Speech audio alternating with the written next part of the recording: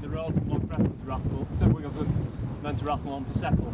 So that's been in a project area since 2004 to develop really the habitat for the Triple SI, which is designated its southern end for its wading birds. And we've surveyed all the breeding waders, of which all the red locations on that map show the waders are. So we are now up here. So it shows that in this location we've got lapwing, snipe, curlew and oyster catcher have been nesting with a yellow wagtail, which aren't present anymore. So what the intention of these higher level stewardship agreements is obviously over 200 years farmers have improved this floodplain in some of the best land in Craven district for fattening stock and for milking cows, producing milk. Some of the best land, because at the end of the day it's alluvial soils on the post-glacial lake. So it's fantastic soil, so man has been draining it and utilising it for his best interest, mainly farming, but also shooting interests as well as fishing. And the intention of the higher level stewardship agreements is to essentially raise the water level so the birds have the optimal water level conditions when they're breeding in the spring. After that, the farmers can graze the land as they wish, cut the rushes, mow the land for hay and silage, etc. So we can pass that round. That shows the sort of summary, but essentially the works we've done last year link the two together. So the intention is to continue, finish the upstream bits first and then continue to move downstream. The flood bank went here and it had undermined it and dropped it in. And the hope is that these willows are going to stabilise it a bit. Obviously not a lot extra is gone because the willows are all still there. Yeah. But if they can get another sort of 3 months of growth on them, they might just help hold the bank together for the winter. And the best thing about it is that as they're growing, in a couple of years we can come back and harvest a few of the branches and just drive them straight back in, so you've got a product on site that can be used. So what we hope is as these grow up, we're going to get increased shading of the river, you'll get some trailing branches, some trailing roots, and all of that will provide habitat in the watercourse for fish, for inverts, for birds. So you know there's a double win there.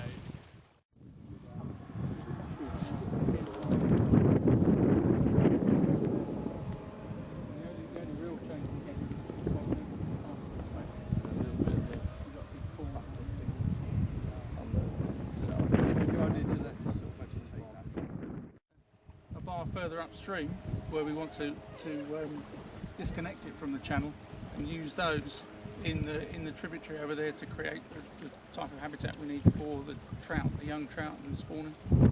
So there's a good chance that we can, kill two birds with one stone really. Reuse the material from up there to create new habitat down here. There's the legislation around rivers called the Water Framework Directive, which is sort of a driver saying that all rivers need to be in good ecological status or good ecological potential by 2027. And one of the things that can cause a river not to be, or a section of a river not to be in good ecological status or potential is where it's been heavily modified, and that stone walling along the riverbank there sort of clearly demonstrate, well, it's a clear demonstration that this has been heavily modified and constrained. So George was just saying that a lot of that is going to be removed to try and restore some natural features and utilise it elsewhere. Catchment work and removing some of the stones that line the bank, and then the question is asked, well, what should we do with them all? And talking with the Angling Club and Neil and Andy, we basically sort of said, well, actually we could utilise them to create some sort of niche habitat. So what happened is that as those stones were removed, they basically made these boulder clusters. So salmon and trout, their juvenile are very territorial, and their territories are defined by how far they can see.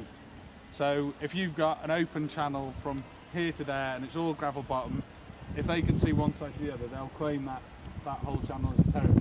It's a bit simplistic, but that's basically it. Whereas if you put a boulder cluster right in the middle, block it, you immediately make two territories, because you can have one either side because they can't see each other. And that's at the sort of when they're about 1-2 years old. But when they're really small fry, what they want is lots of like little holes and things to crawl into and cover from predators. And you can just see in amongst these stones there's lots of little cracks and crevices that they can hide in amongst.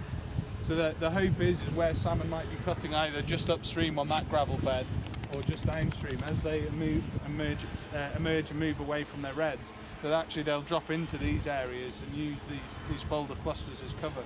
So increase the production of juvenile and then hopefully adult fish.